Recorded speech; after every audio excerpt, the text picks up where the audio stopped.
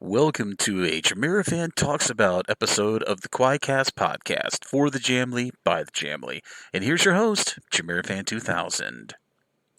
What is up, ladies and gentlemen of the online Jamly? Welcome to another episode of the QUAICast, a Jamiroquai podcast for the Jamly by the Jamly.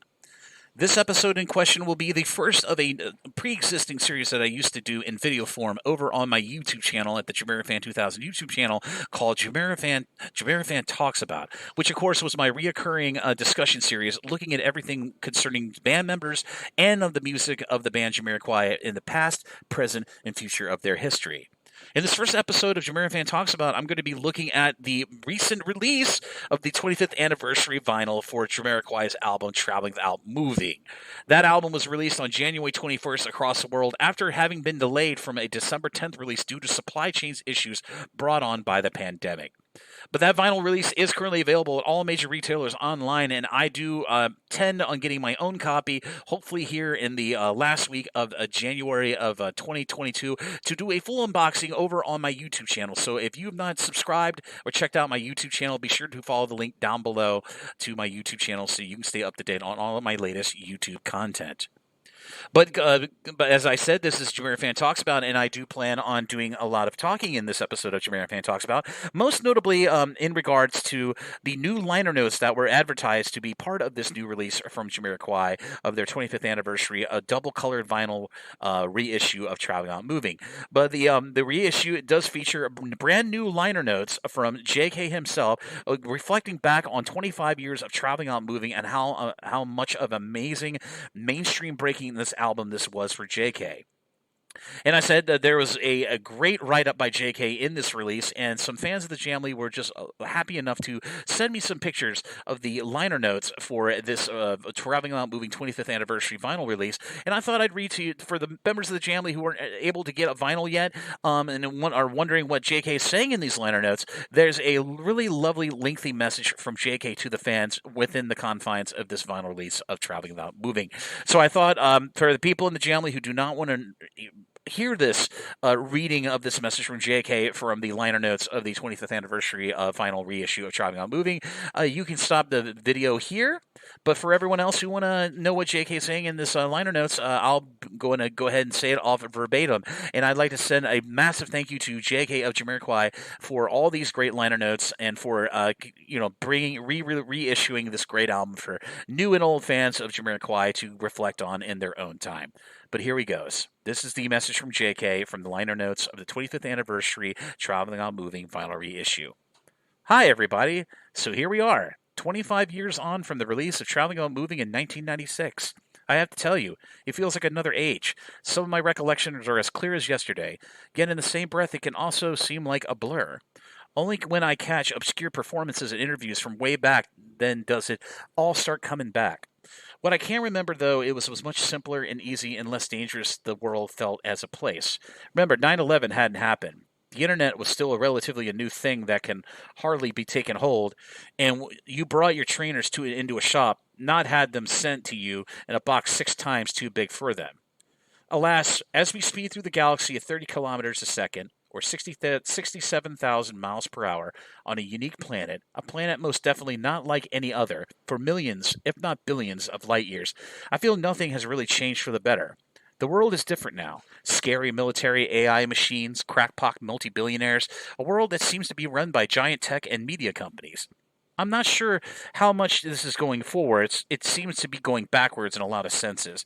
I can't see us lasting another 1,000 more years with mass overpopulation and total destruction of our forests and oceans and the wasting of our natural resources, fueling massive machines of war for the sake of pointless posturing by tyrannical, corrupt leaders.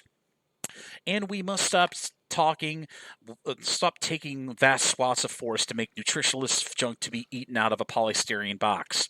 It is utter madness. So uncontrolled is the space between factory farmed food for humans and exotic wildlife that we have the first and I would suggest most virulent, contagious, plain nasty, and many viruses to come. And then next time nature attempts to control our population, I think it will be far more deadly.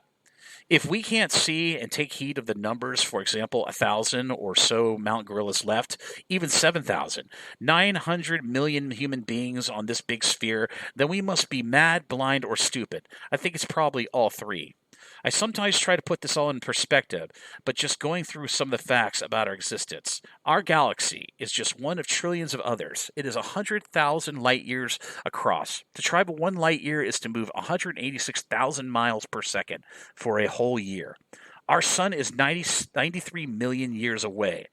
93 million miles away. The age of the Earth is 4.6 billion years old. The first multicellular organism on Earth are 1.4 billion years old.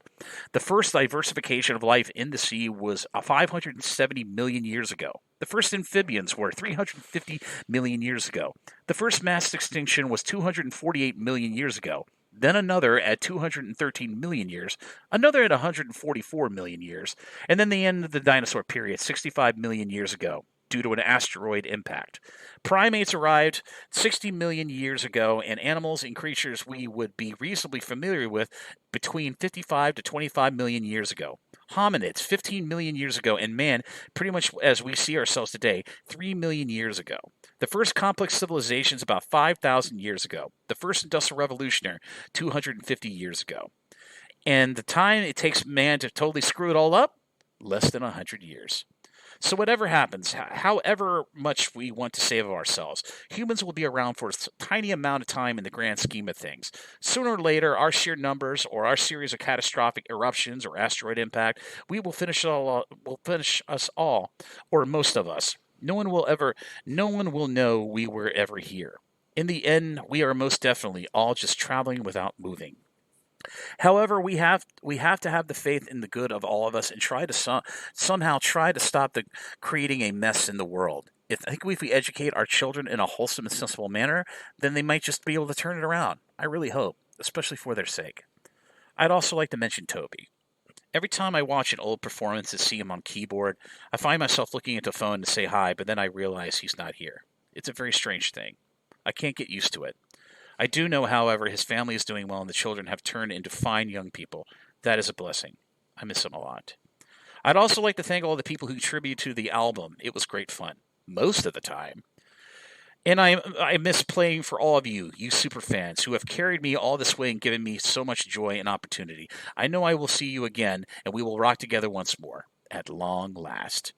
I hope these tracks have accompanied you well and made you smile in your happy and sad times, on your journey through space and time. Thank you, thank you, thank you. Stay safe, be kind, be generous with your soul, and smile at all the good things in this amazing world. Lots of love, Jay. August 2021. I have to say that was one of the probably coolest things I've heard JK say. But like I said at the beginning of this episode of the JamiroFan Talks About of the QUAICast, massive thanks to JK for this amazing, highly detailed, and very emotionally packed new liner notes for the 25th anniversary vinyl edition of Traveling and Moving that just released on January 21st of 2022. And as I said, that vinyl release is available at all major retailers online, so be sure to check around.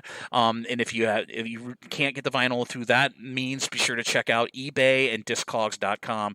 See if you can find yourself a copy on the secondary market for a reasonable price. And always do not pay more than the usual price. And the price of this vinyl set is around $50. So, good luck in your searches and trying to get this vinyl. And like I said, as I prefaced at the beginning of this episode of the QUAICast, I will be doing a full unboxing of this vinyl once it arrives to me here where I live.